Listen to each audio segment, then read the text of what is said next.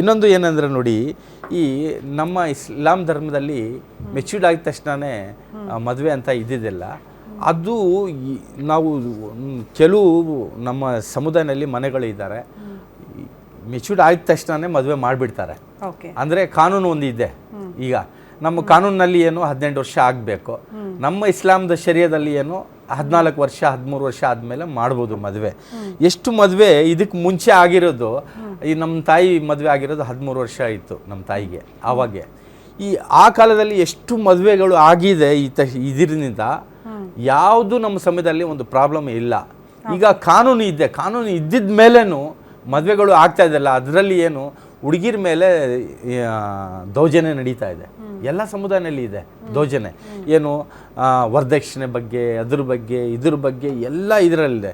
ಇದಕ್ಕೆ ಒಂದು ನೋಡಿ, ಒಂದು ಕಠಿಣವಾಗಿ ಒಂದು ಕಾನೂನು ತರಬೇಕು. ಯಾಕಂದರೆ ಹುಡುಗಿರ ಮೇಲೆ ದೌರ್ಜನ್ಯ ಈಗ ನಮ್ಮಲ್ಲಿ ಆಗ್ತಾ ಇದೆ.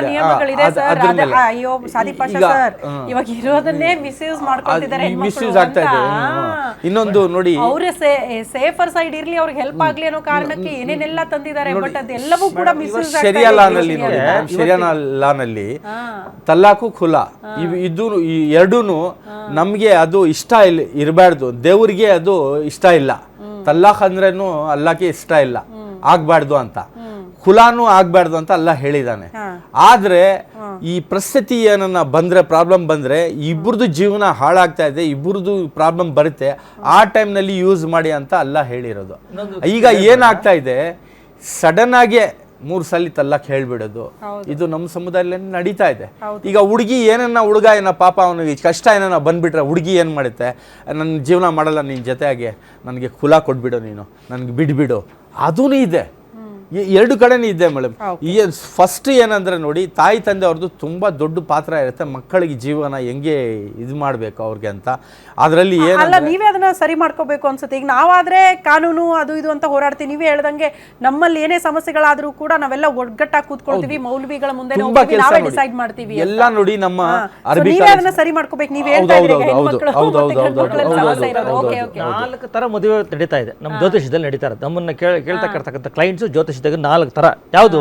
ಒಂದು ಅರೇಂಜ್ ಮ್ಯಾರೇಜ್ ನಡೀತಾ ಇದೆ. Arrange marriage, arrange marriage, select marriage, love marriage, exception marriage ಅಂತ 4 ಇದೆ. ಯಾವುದು? Arrange marriage, select marriage, love marriage, exception marriage ಅಂತಿದೆ. ಅರೇಂಜ್ ಮ್ಯಾರೇಜ್ ಇವತ್ತು ನಡೀತಾ ಇರೋದು 70% ಅರೇಂಜ್ ಮ್ಯಾರೇಜ್ ಆಗ್ತಾ ಇದೆ. ಸೆಲೆಕ್ಟೆಡ್ ಮ್ಯಾರೇಜು 60% ಆಗ್ತಾ ಇದೆ. ಲವ್ ಮ್ಯಾರೇಜು 50% ಆಗ್ತಾ ಇದೆ. ಎಕ್ಸೆಪ್ಷನ್ ಮ್ಯಾರೇಜ್ 32% ಆಗ್ತಾ ಇದೆ. ಇವತ್ತು ನಮ್ಮ ಜ್ಯೋತಿಷದಲ್ಲಿರ್ತಕ್ಕಂಥ, ನಮ್ಮ ಕೂಟದಲ್ಲಿರ್ತಕ್ಕಂಥ ಒಂದು ಅಂಕಿಅಂಶಗಳು. ಇದರಲ್ಲಿ ಅರೇಂಜ್ ಮ್ಯಾರೇಜ್ ಅಂದರೆ ದೊಡ್ಡವರು ಸೇರಿ ಮಾಡ್ತಕ್ಕಂಥ ಅರೇಂಜ್ ಮ್ಯಾರೇಜ್ ಆಯಿತು. ಸೆಲೆಕ್ಟೆಡ್ ಮ್ಯಾರೇಜ್ ಅಂದರೆ ಮ್ಯಾಟ್ರಿಮೋನಿಗೆ ಹೋಗ್ತಾ ಇರೋದು ಸೆಲೆಕ್ಟೆಡ್ ಮ್ಯಾರೇಜ್ ಆಗುತ್ತೆ. ಇನ್ನು ಲವ್ ಮ್ಯಾರೇಜ್ ಅಂತ ಎಲ್ಲರಿಗೂ ಗೊತ್ತದು. ಇನ್ನು ಎಕ್ಸೆಪ್ಷನ್ ಮ್ಯಾರೇಜ್ ಅಂದರೆ ಸುಮ್ಮನೆ ತಾಳಿನೇ ಕಟ್ಟಲ್ಲ, ಮದುವೆನೇ ಆಗಲ್ಲ, ಅವ್ರ ಪಾಡು ಗಂಡ ಇವ್ರ ಹೆಂಡತಿ ಹೇಳ್ಕೊಂಡೇ ಕಾಲ ಕಳೆದು ಇದು ಇವತ್ತು ನಡೀತಾ ಇದೆ. ಇದೆಲ್ಲ ಆಗಲಿಕ್ಕೆ ಕಾರಣ, ನೀವೇನಾದರೂ ಜಾತಕವನ್ನು ನೋಡದೆ ಹೋದರೆ, ಜ್ಯೋತಿಷ್ಯವನ್ನು ಕೇಳದೆ ಹೋದರೆ ನೀವೆಲ್ಲ ಹಳ್ಳದಲ್ಲಿ ಬೀಳ್ತಿರೋ ಅನ್ನೋದು ನನ್ನ ಸಿದ್ಧವಾಗಿರ್ತಕ್ಕಂಥ ನನ್ನ 20 ವರ್ಷದ ಅನುಭವ ಆಗಿರಬಹುದು. ಯುಗಗಳಿಂದ ನಳದಮಯಂತಿಯಿಂದ ಕಾಲದಿಂದ ಬಂದಿರತಕ್ಕಂಥ ಯುಗದ ಮಾತಾಗಿರ್ಬೋದು. ಜ್ಯೋತಿಷ್ಯವನ್ನು ಒಂದು ಮಾರ್ಗವಾಗಿ ತಗೊಳ್ಳಿ. ಅದು ಜ್ಯೋತಿಷ್ಯ ಬದಲಾಯಿಸೋಕ್ಕಾಗಲ್ಲ. ಯಾವ ಜ್ಯೋತಿಷ್ಯವು ನಾನು ಬದಲಿಸೋಕ್ಕಾಗಲ್ಲ, ಗ್ರಹಗಳು ಬದಲು ಮಾಡಲ್ಲ. ಅದು ಮಾರ್ಗವನ್ನು ಹೇಳುತ್ತೆ. ಆ ಮಾರ್ಗವನ್ನು ತಗೊಂಡು ಹೋದ್ರೆ ಮಾತ್ರ ನೀವು ಸುಖವಾಗಿರ್ತೀರಿ ಅಂತ ಈ ಕಾರ್ಯಕ್ರಮದಲ್ಲಿ ಒತ್ತಿ ನನ್ನ ಮಕ್ಕಳಿಗೆ ಹೇಳ್ತೀನಿ ಮೇಡಮ್. ಓಕೆ ರೋಹಿತ್ ಸರ್, ಏನಂತ ಅನಿಸ್ತಾ ಇದೆ ಇದನ್ನೆಲ್ಲ ಕೇಳಿದಾಗ ನಿಮಗೆ? ಮೋಸ್ಟ್ಲಿ ಇವ್ರು ಹೇಳಿದ್ರು ಒಂದಷ್ಟು ನಿಯಮಗಳು, ಹೆಣ್ಮಕ್ಳ ಮೇಲೆ ದೌರ್ಜನ್ಯ ಆಗ್ತಾ ಇದೆ, ಹರಾಸ್ಮೆಂಟ್ಗಳಾಗ್ತಾ ಇದೆ, ಅದಕ್ಕೊಂದು ಸ್ಟ್ರಾಂಗ್ ಕಾನೂನು ಅಂತ, ಇರುವಂಥ ಕಾನೂನುಗಳೇ ಸರಿಯಾಗಿ ಪಾಲನೆ ಆಗ್ತಾ ಇಲ್ಲ ಅಂತ, ಹೆಣ್ಮಕ್ಳು ಬೇಕಾಬಿಟ್ಟಿ ಆಗಿ ಅದನ್ನು ಯೂಸ್ ಮಾಡ್ಕೊಳ್ತಿದ್ದಾರೆ ಅಂತ. ಇಫ್ ಸಪೋಸ್ ಈ ರೀತಿ ನಿಯಮಗಳನ್ನು ಮೀರಿ ಹೆಣ್ಮಕ್ಳು ವರ್ತನೆ ಮಾಡಿದ್ರೆ, ಸುಳ್ಳು ಕೇಸ್ಗಳನ್ನು ದಾಖಲು ಮಾಡಿದ್ರೆ ಅವ್ರಿಗೆಂತ ಶಿಕ್ಷೆ ಸರ್? ಅದಕ್ಕೇನು ಹೇಳುತ್ತೆ ಅಂತ ಕೋರ್ಟು? ಯೂಶಲ್ ಆಗಿ ಮಿಸ್ಯೂಸ್ ಮಾಡ್ಕೊಂಡು ಒಂದು ಕಡೆ ಆದರೆ, ಪ್ರೊಟೆಕ್ಟ್ ಮಾಡೋದೇ ಮೇನ್ ಇಂಟೆನ್ಷನ್ ಕಾನೂನುಬದ್ಧವಾಗಿ. ಪ್ರೊಟೆಕ್ಷನ್ ಮಾಡೋಕ್ಕೆ ಏನೇನು ಮಾಡಬೇಕೋ ಕಾನೂನುಬದ್ಧವಾಗಿ ಆ ಆ್ಯಕ್ಟ್ ಎನ್ಫೋರ್ಸ್ ಮಾಡಿದ್ದಾರೆ. ಇವಾಗ ಅದನ್ನು ಮಿಸ್ಯೂಸ್ ಮಾಡ್ಕೊಳೋದು, ರೇಟ್ನ ಕಮ್ಮಿ ಮಾಡ್ಕೊಂಡೆ ಹೈಕೋರ್ಟ್ ಎಷ್ಟೊಂದು ಕ್ರಿಮಿನಲ್ ಪ್ರೊಸೀಡಿಂಗ್ಸ್ನ ಕ್ವಾಶ್ ಮಾಡ್ಕೊಂಡು ಬರ್ತಾ ಇದ್ದಾವೆ. ಈ ಹೊಸ ಕಾನೂನನ್ನ ನಿಯಮಕ್ಕೆ ತೊಗೊಂಬರ್ತಾ ಇದ್ದಾರೆ. ಅದೆಲ್ಲ ಇದ್ದಾಗ ಒಂದು ಸ್ವಲ್ಪ ದಿವಸ ಈ ಥರ ಆಗುತ್ತೆ. ಬಟ್ ಕಂಪ್ಲೀಟ್ ಕಂಟ್ರೋಲ್ ತೊಗೊಂಬರೋಕ್ಕಾಗಲ್ಲ ಮಿಸ್ಯೂಸ್ ಮಾಡ್ಕೊಳೋದನ್ನ. ಬಟ್ ಯಾಕೆ ಇದು ಬಹಳ ಇಂಪಾರ್ಟೆಂಟ್ ಅಂದರೆ ರೋಹಿತ್ ಸರ್, ಇತ್ತೀಚೆಗೆ ನಾವು ಬೆಳಗ್ಗೆ ಆದರೆ ನೋಡ್ತಾ ಇರೋದೇ ಹೆಂಡತಿ ಕಿರುಕುಳಕ್ಕೆ ಗಂಡ ಸೂಸೈಡ್ ಮಾಡ್ಕೊಂಡ, ಅತುಲ್ ಸುಭಾಷ್ ಅವ್ರ ಪಾಪ ಆತ್ಮಹತ್ಯೆ ಮಾಡ್ಕೊಂಡ್ರಲ್ಲ ಸರ್, ಇಡೀ ಕುಟುಂಬ ಸಫರ್ ಆಗ್ತಾ ಇದೆ ಅಂತ. ಎಷ್ಟೋ ಜನ ಗಂಡ್ಮಕ್ಳು ಜೀವನ ಕಳ್ಕೊಳ್ತಿದ್ದಾರೆ, ಜೀವ ಕಳ್ಕೊಳ್ತಿದ್ದಾರೆ ಅಂತ ಭಯಕ್ಕೆ. ನಾಳೆ ಮರ್ಯಾದೆ ಪ್ರಶ್ನೆ, ನೀವು ವರದಕ್ಷಿಣೆ ಕಿರುಕುಳ ಆಗ್ತೀರಿ, ಇಡೀ ಫ್ಯಾಮಿಲಿನ ಬೀದಿಗೆ ತರ್ತೀರಿ, ಇರುವಂಥ ನಿಯಮಗಳನ್ನ ನೀವು ಇಟ್ಕೊಂಡ್ಬಿಟ್ಟು ಹರಾಜ್ ಮಾಡ್ತೀರಿ ಇಡೀ ಕುಟುಂಬ ಅಂದರೆ ಇಡೀ ಕುಟುಂಬದ ಮಾನ ಮರ್ಯಾದೆ ಪ್ರಶ್ನೆ. ತಲೆ ಎತ್ತು ಓಡಾಡಕ್ಕಾಗಲ್ಲ, ನಾಳೆ ದಿನ ಬದುಕಿದ್ದು ವೇಸ್ಟ್ ಅನ್ನೋ ಕಾರಣಕ್ಕೆ ಎಷ್ಟೋ ಜನ ಜೀವ ಕಳ್ಕೊಳ್ತಿದ್ದಾರೆ. ಮೋಸ್ಟ್ಲಿ ಇದೊಂದು ಸ್ಟ್ರಾಂಗ್ ಆಗಿ ಇದ್ರ ಬಗ್ಗೆ ಒಂದು ಅಭಿಪ್ರಾಯ ವ್ಯಕ್ತ ಆಗಬೇಕು ಅಂತ ಅನ್ಸುತ್ತೆ. ಅಭಿಪ್ರಾಯ ವ್ಯಕ್ತ ಆಗ್ತಾ ಇದೆ, ಬಟ್ ಅದಕ್ಕೆ ಇನ್ನೊಂದು ಸ್ವಲ್ಪ ಟೈಮ್ ತಗೊಳುತ್ತೆ. ಪಾರ್ಲಿಮೆಂಟ್ ಅಲ್ಲೆಲ್ಲ ಡಿಸ್ಕಷನ್ ಮಾಡ್ತಾ ಇದ್ದಾರೆ, ಇದೆಲ್ಲ ಟೈಮ್ ತಗೊಳುತ್ತೆ ಇನ್ನೊಂದು ಸ್ವಲ್ಪ ದಿವಸ. ಯಾಕಂದ್ರೆ ಸುಳ್ಳು ದಾಖಲೆ ಆಗಿದ ತಕ್ಷಣ ಆತ್ಮಹತ್ಯೆ ಮಾಡ್ಕೊಂಡಂತ ಯಾವ ಕಾನೂನು ಹೇಳಲ್ಲ, ಅದು ಅವ್ರವ್ರ ಮನಸ್ಥಿತಿ ಮೇಲಿರುತ್ತೆ. ಯಾವ್ದು ದುಡ್ಕಿ ನಿರ್ಧಾರ ತಗೊಬಾರ್ದು, ಫೈಟ್ ಮಾಡ್ಬೇಕು. ಇಲ್ಲ ಅಂತಂದ್ರೆ ವಿನ್ ಮಾಡ್ಕೊಂಬಂದಾಗ ಹೇಳ್ಬೋದು ಅದನ್ನ.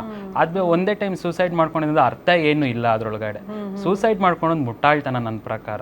ಓಕೆ, ಸೊ ಇರುವಂತಹ ನಿಯಮಗಳನ್ನ ಆರಾಮಾಗಿ ನೀವು ಫೇಸ್ ಮಾಡ್ಬೋದು. ತಪ್ಪಿಲ್ಲ ಅಂದ್ರೆ ನಿಜವಾಗ್ಲೂ ಹೋರಾಟ ಮಾಡಿ ಅದರಿಂದ ಜೀವ ಕಳ್ಕೊಳ್ಳೋ ಮಟ್ಟಿಗೆ ಹೋಗ್ಬೇಡಿ ಅಂತ ಈಗೆಲ್ಲ ರೀತಿಯಲ್ಲಿ ಕಾನೂನು ಎಲ್ಲ ಅವಕಾಶ ಇದೆ ಅಂತ. ತಲ್ಲಾಕು ಕುಲ ಇದಿರೋದು, ಜೀವನ ಇದ್ ಮಾಡ್ಕೋಬಾರ್ದು. ಇಷ್ಟ ಇಲ್ಲ ಅಂದ್ರೆ ನೀವು ಬಿಡಿ, ನೀವು ಜೀವನ ಮಾಡಲ್ಲ ಅಂದ್ರೆ ನೀವು ಸಪರೇಟ್ ಆಗಿ, ಅದಕ್ಕೆ ಅವಕಾಶ ನಮ್ಮ ಶರೀಯತ್ ಕೊಡ್ತಾರೆ. ಯಾರ್ದು ಪ್ರಾಣ ಹೋಗ್ಬಾರ್ದು ಅಂತ. ಓಕೆ, ಸುರೇಶ್ ಕುರುಗಳೇ, ಫೈನಲ್ ಏನ್ ಹೇಳಕ್ ಇಷ್ಟಪಡ್ತೀರಿ? ವಿವಾಹ ಅಂತ ಗೊತ್ತಾಯಿತು, ಕನ್ಯೆಯನ್ನು ದಾನ ಮಾಡಬೇಕು. ಎಲ್ಲರೂ ಕನ್ಯೆ ದಾನ ತಗೊಂಡೋಗಿ, ದಯಮಾಡಿ ನೀವೆಲ್ಲರೂ ಕನ್ಯೆ ದಾನ ತಗೊಳ್ಳಿ. ಅದಕ್ಕೆ ಜ್ಯೋತಿಷ್ಯರು ಇವಾಗ ಬೇಕಾದಷ್ಟು ಯೂನಿವರ್ಸಿಟಿ, ಕರ್ನಾಟಕ ಸಂಸ್ಕೃತ ಯೂನಿವರ್ಸಿಟಿ ಆಗಿರ್ಬೋದು, ನಮ್ಮ ಕರ್ನಾಟಕ ಬೇಕಾದಷ್ಟು ಯೂನಿವರ್ಸಿಟಿ. ಇವತ್ತು ನಾವು ಅಕಾಡೆಮಿಕಲ್ ಓದ್ತಾ ಇದ್ದೀವಿ, ಜ್ಯೋತಿಷ ಅಂತಕ್ಕಂಥದ್ದನ್ನ ಇವತ್ತು ಅಕಾಡೆಮಿಕಲ್ ಓದ್ತಾ ಇದ್ದೀವಿ. 2000 ವಿದ್ಯಾರ್ಥಿಗಳು ನಮ್ಮ ಯೂನಿವರ್ಸಿಟಿಗಳಲ್ಲಿ ಓದ್ತಾ ಇದ್ದಾರೆ ಇವತ್ತು ಜ್ಯೋತಿಷವನ್ನ. ಸೊ ನೀವು ಯಾರು ಜ್ಞಾನವಂತರು, ವಿದ್ಯಾವಂತರು ಅವ್ರ ಬಳಿಗೆ ಹೋಗಿ ಜಾತಕವನ್ನು ಕೊಡಿ. ನೀವು ಇಷ್ಟಪಟ್ಟರೆ ನಾನೇ ಹೇಳ್ತೀನಿ, ಮೊದಲೇ ಎಷ್ಟೋ ಜಾತಕ ನಾನು ಕೂಡ ಹೇಳಿದ್ದೀನಿ. ಏನಂತಂದರೆ, ನೀವು ಇಷ್ಟಪಟ್ಟಾಗ ಗರ್ಗ ಮಹರ್ಷಿಗಳು ಬರೆದಿದ್ದಾರೆ, ಮನಸ್ಸು ಒಂದಾದರೆ ಯಾವ ಶಾಸ್ತ್ರವೂ ಯಾವ ಕೂಟವೂ ಒಂದಾಗೋದು ಬೇಡ.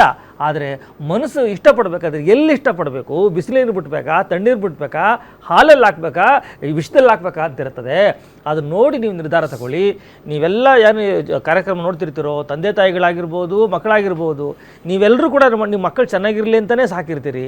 ಈ ಮಕ್ಕಳು ಕೂಡ ನಾವು ಬದುಕಬೇಕು, ನಾವು ಸುಖವಾಗಿರಬೇಕು ಅಂತ ಮಾಡ್ತಾರೆ. ಯಾರೂ ತಪ್ಪು ಮಾಡೋಕ್ಕೆ ಹೋಗಲ್ಲ. ಸಮಯ ಸಂದರ್ಭ ಒಂದೆರಡು ತಪ್ಪಾಗಿರುತ್ತೆ, ಅದನ್ನು ತಿದ್ಕೊಳ್ಳೋಕೆ ಅವಕಾಶ ಇರುತ್ತೆ. ನೀವು ಏನೀಗ ವಧುವರರು ಇದ್ದೀರೋ, ನೀವೇ ದೈವ. ಆಗಿನ ಕಾಲದಲ್ಲಿ ಹೆಣ್ಣು ಗಂಡನ ತಲೆಗೆ ಮುಟ್ಟಿ ನಮಸ್ಕಾರ ಮಾಡ್ತಾ ಇದ್ದಾರೆ, ಯಾಕಂದ್ರೆ ದೈವ ಸ್ವರೂಪ ಅವರು ಅಂತ.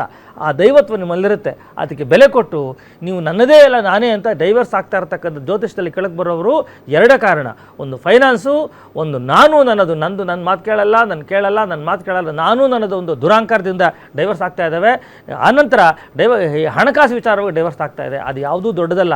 ನಿಮ್ಮ ಮನಸ್ಸು ಒಂದಾಗಿದ್ದರೆ ನೀವು ಚೆನ್ನಾಗಿರ್ತೀರಿ. ಇಲ್ಲ ಅಂದರೆ ನಿಮ್ಮ ವಂಶಕ್ಕೂ ಏನಂತಾರೆ, ಈ ಪಿತೃಶಾಪ ಅಂತಕ್ಕಂಥದ್ದು ಜ್ಯೋತಿಷ್ ಶಾಸ್ತ್ರದಲ್ಲಿ ಕಟ್ಟಿಟ್ಟು ಬುತ್ತಿ. ನೋಡಿ 365 ದಿನದಲ್ಲಿ ಬರೀ 7 ದಿನ ಇರೋದು, ಆ 7 ದಿನದಲ್ಲಿ ಬರೀ 48 ಮಿನಿಟ್ಸ್ ಮಾತ್ರ ಸಿಗುತ್ತೆ. ಅಂತಹ ಶುಭ ಮುಹೂರ್ತವನ್ನು ನೀವು ತಗೊಂಡು ನೀವೆಲ್ಲರೂ ಸುಖ ಸಂತೋಷವಿದ್ದು ರಾಜ್ಯಕ್ಕೆ, ದೇಶಕ್ಕೆ, ಸಮಾಜಕ್ಕೆ, ನನ್ನ ಈ ಸೊಸೈಟಿಗೆ ನೀವು ಒಳ್ಳೆಯ ಹೆಸರನ್ನು ಕೊಡ್ತೀರಿ ನೀವು ಮುಂದಿನ ಮಕ್ಕಳು ಅಂತ ಈ ಕಾರ್ಯಕ್ರಮದ ಮುಖಾಂತರ ಹೇಳಕ್ಕೆ ಇಷ್ಟಪಡ್ತೀನಿ.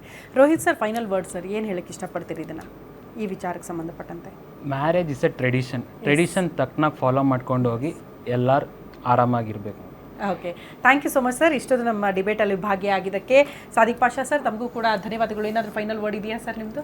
ಏನಿಲ್ಲ ಮೇಡಮ್, ನೋಡಿ, ಎಲ್ಲ ತಾಯಿ ತಂದೆಗಳಿಗೆ ಮಕ್ಕಳಿಗೆ ಸರಿಯಾಗಿ ನೋಡ್ಕೊಳ್ಳಿ, ಅಕ್ಕಪಕ್ಕ ಎಲ್ಲ ಇದು ನೋಡಿಕೊಂಡು ಮಕ್ಕಳಿಗೆ ಸೇಫ್ ಮಾಡಿ. ಯಾರನ್ನ ಇರಲಿ, ಯಾವ ಸಮುದಾಯನ ಇರಲಿ, ತಮ್ಮ ಮಕ್ಕಳು ತಮ್ಮ ಇದು ಸ್ವತ್ತು ಅಂತ. ಓಕೆ, ಧನ್ಯವಾದಗಳು ಇಷ್ಟೊತ್ತು ಡಿಬೇಟಲ್ಲಿ ಭಾಗಿಯಾಗಿದ್ದಕ್ಕೆ.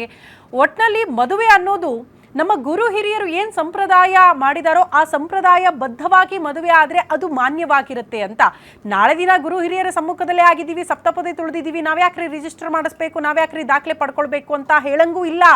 ದಾಖಲೆನೂ ಬೇಕು, ನೀವು ಸಂಪ್ರದಾಯ ಬದ್ಧವಾಗಿಯೂ ಮದುವೆ ಆಗಬೇಕು. ಹಾಗಾಗಿ ಗುರು ಹಿರಿಯರು ಹಾಕಿಕೊಟ್ಟ ಹಾದಿಯಲ್ಲೇ ಹೋಗಿ ಅಂತ. ನಾಳೆ ದಿನ ಏನೇ ಸಮಸ್ಯೆಗಳಾದಾಗಲೂ ಕೂಡ ಕೋರ್ಟ್ ಕೂಡ ಅದೇ ವಿಚಾರಗಳನ್ನು ಉಲ್ಲೇಖ ಮಾಡ್ತಾ ಇದೆ. ಇಡೀ ಕೋರ್ಟ್ ನೋಡ್ಕೊಳ್ಳುತ್ತೆ, ನಾವು ರಿಜಿಸ್ಟರ್ ಮ್ಯಾರೇಜ್ ಆಗ್ತೀವಿ, ಸಿಂಪಲ್ ಆಗ್ತೀವಿ, ಪ್ರೀತಿ ಮಾಡಿದೀವಿ, ಮದುವೆ ಆಗ್ತೀವಿ ಅಂತ ಹೇಳಕ್ಕೂ ಆಗಲ್ಲ. ಸಂಪ್ರದಾಯ ಬದ್ಧವಾಗಿ ಮದುವೆ ಆಗಬೇಕು ಹುಡುಗ ಹುಡುಗಿ ಅನ್ನುವಂಥ ವಿಚಾರವನ್ನ ಕೋರ್ಟೇ ಹೇಳ್ತಾ ಇದೆ. ಹಾಗಾಗಿ ಇರುವಂತಹ ನಿಯಮಗಳನ್ನ ಫಾಲೋ ಮಾಡಿ, ತಂದೆ ತಾಯಿಯನ್ನ ಚೆನ್ನಾಗಿ ನೋಡ್ಕೊಳ್ಳಿ, ತಂದೆ ತಾಯಿಯ ಒಪ್ಪಿಗೆ ಪಡೆದುಕೊಂಡೇ ಮದುವೆ ಆಗಿ ಅಂತ ಹೇಳ್ತಾ ಇದಾಗಿತ್ತು ಈ ಹೊತ್ತಿನ ವಿಶೇಷ. ಇದು ಗ್ಯಾರಂಟಿ ನ್ಯೂಸ್, ಸುದ್ದಿ ಖಚಿತ, ನ್ಯಾಯ ನಿಶ್ಚಿತ.